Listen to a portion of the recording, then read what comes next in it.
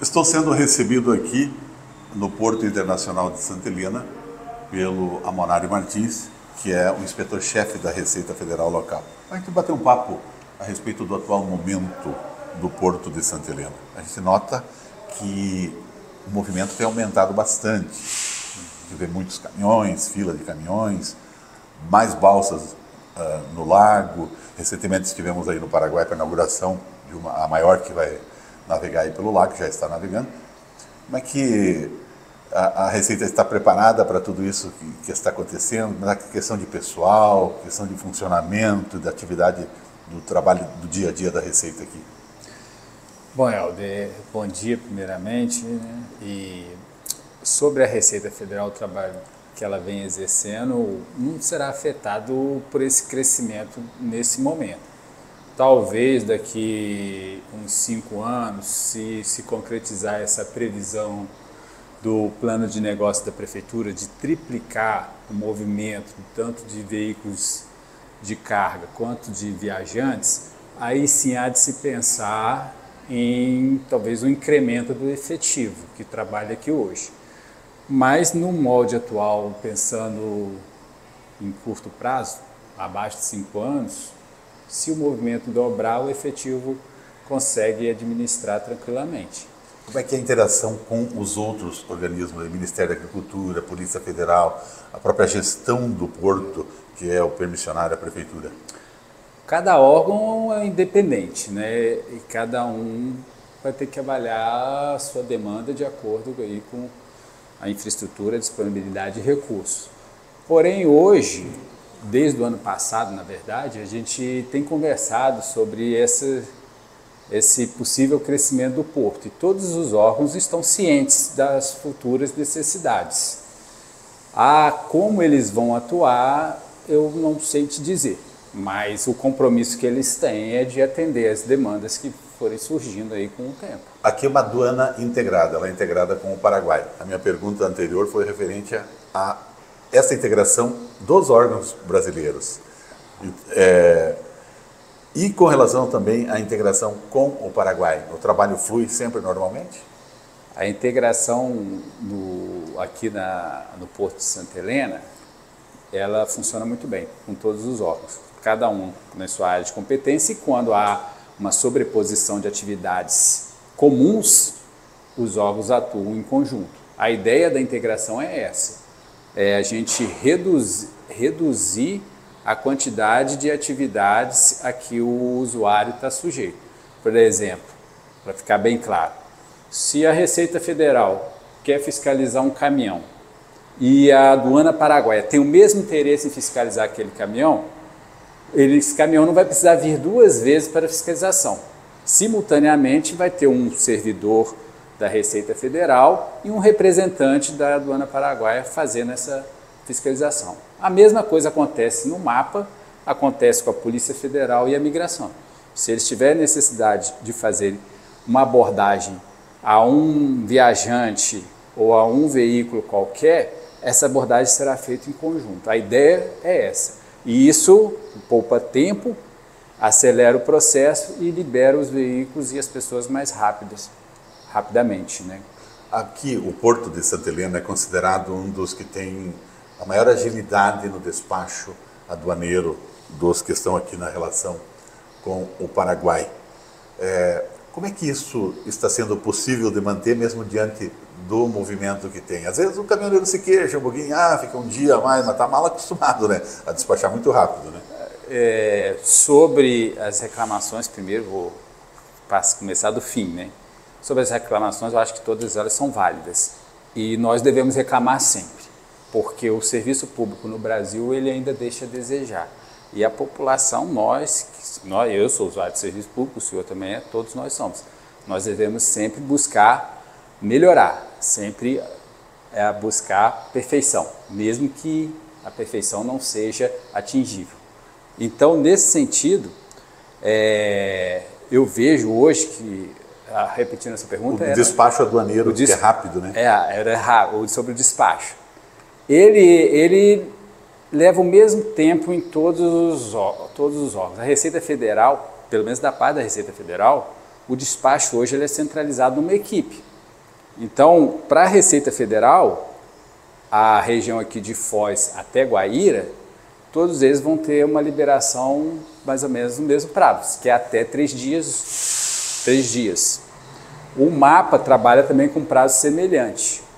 Agora, o que favorece aqui é que a parte do Paraguai também é mais ágil.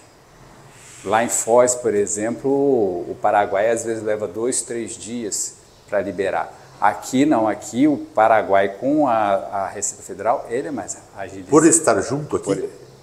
Por estar junto, eu creio que esse processo é acelerado. Mas não posso dar certeza se lá em Foz o problema seria só ao Paraguai. Porque o volume talvez também, né? Algumas pessoas posicionam assim que tem uma questão de infraestrutura, que afeta aqui também Santa Helena. Um futuro inauguração do novo porto lá em Foz, com a inauguração da futura ponte lá, nova ponte, talvez esse processo seja mais acelerado. Eu acho que hoje a questão é mais de infraestrutura do que realmente da parte burocrática, da parte administrativa, ou seja, do despacho que cabe à Receita ou do despacho que cabe à Dona Paraguai. Seria mais uma questão de infraestrutura, de não comportar, não poder passar tantos veículos na ponte, ou o porto não ter a capacidade para ter tantos veículos lá ao mesmo tempo. Mas isso aí é algo assim que eu suponho, tá? E em Guaíra também é uma liberação muito rápida. Os veículos não ficam lá mais de 2 dias. É um dia, de um dia para o outro, no máximo, eles já estão sendo liberados. Então, assim, não vejo assim Santa Helena como o mais rápido, né? Para mim, todos estão mais ou menos equilibrados e alguns... Fama tem, pelo menos. Fama tem. Mas, assim, Guaíra e Santa Helena liberam no mesmo prazo. Às vezes acontece alguns atrasos, mas não é bem a questão do processo do despacho, desse procedimento que é feito, mas sim de uma questão de infraestrutura, como eu te falei de Foz, e aqui também, quando a gente tem algum problema de gargalo aqui, é por questões de infraestrutura.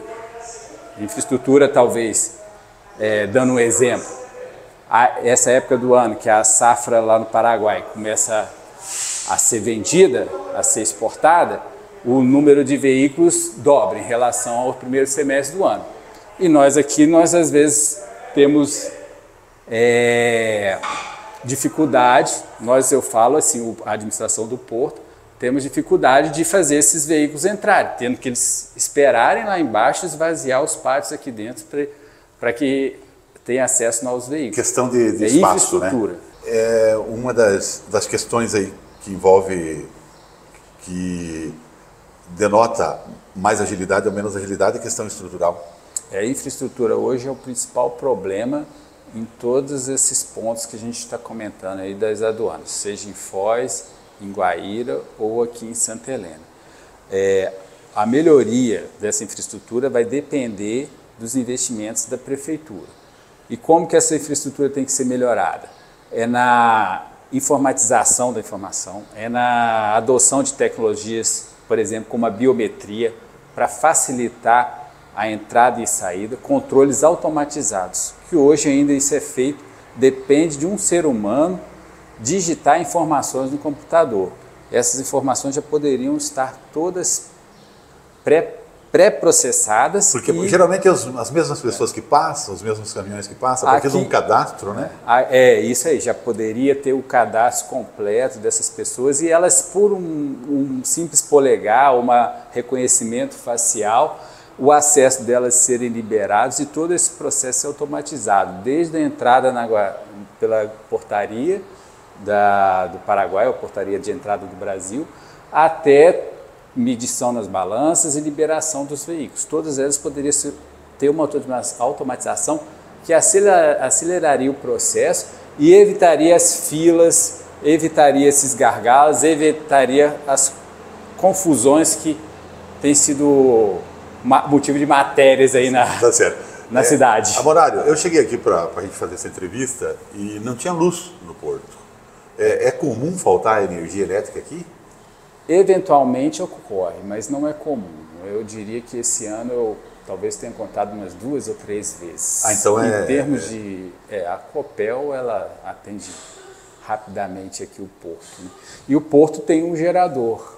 que funciona em caso de Esse que queda estava de fazendo energia. barulho no começo da entrevista. Exatamente. Tá certo. Mas ele é acionado poucas vezes. Eu já vi isso aqui umas 3 vezes, talvez, esse ano. Nós conversamos outro dia a respeito de que é uma gestão aí do Paraguai, do Brasil, das pessoas, principalmente aqueles que têm muitos familiares aqui, familiares lá, para abrir o porto no sábado. Volta a questão daí da estrutura da prefeitura para poder abrir. Se dependesse da receita, seria fácil abrir nos sábados a balsa? Nós esbarramos sempre em questões de infraestrutura. Esse assunto foi discutido ano passado com todos os órgãos que trabalham, que operam aqui no porto, e todos os órgãos estão dispostos, se houver infraestrutura, a trabalhar aos sábados, e todos eles se prepararão para isso, se for necessário.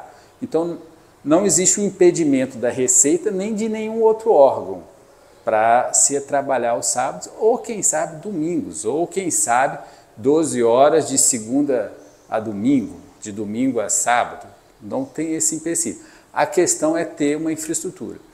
Hoje a Receita tem servidores em quantidade suficiente que poderiam atender essa demanda. A Polícia Federal teria que se adaptar. Senave, os órgãos paraguaios também disseram que teriam disponibilidade. Então, hoje, resumindo a história, só não funcionamos sábados e domingos porque existe um problema de infraestrutura para atender esses viajantes. Essa infraestrutura, o que é o X da questão? Infraestrutura é basicamente separar viajante de veículos de carga. Eles não podem ter o mesmo acesso. O caminhão vazio, por exemplo? Também não tem que ter um acesso diferenciado. Caminhão vazio, o cara com moto, com carro, a pé, que vai passar para o Paraguai, de lá para cá, tem que ser um outro caminho. Para ficar mais claro, existe uma norma que é imposta pela Receita para os recintos alfandegados funcionarem no Brasil. Essa norma estabelece que as vias de acesso de veículos carregados, de viajantes e veículos de passeios são sempre segregadas, o que não acontece aqui hoje. Tudo misturado. Aqui é tudo misturado, exatamente. Todo mundo... E se tiver um outro brete, vamos dizer assim, né? Usando o termo, para caminhão vazio, para carro pequeno, vai ter um fiscal da Receita igual. Exatamente. Mas daí vai ter uma fiscalização aqui para a questão de mercadoria e lá vai ter uma fiscalização. Isso. E no sábado e domingo trabalharia com as cargas igual? Aí vai depender sempre de demanda. Se for trabalhar com cargas e viajantes e veículos de passeios, é uma quantidade diferente de servidores. Se for só viajantes, um servidor seria suficiente.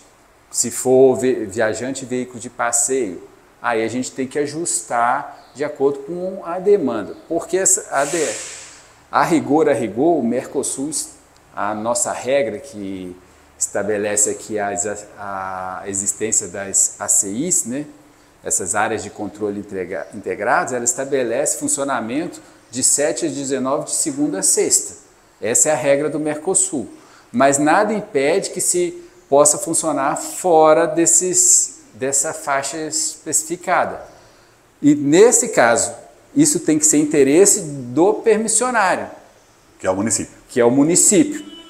Se o permissionário quiser fomentar aqui o turismo e solicitar e fornecer a infraestrutura adequada, os órgãos estão dispostos a atuar, a disponibilizar os servidores necessários para que isso funcione. Tá certo. Amonário, para terminar a nossa conversa, agradeço já pela receptividade aqui, por atender a gente.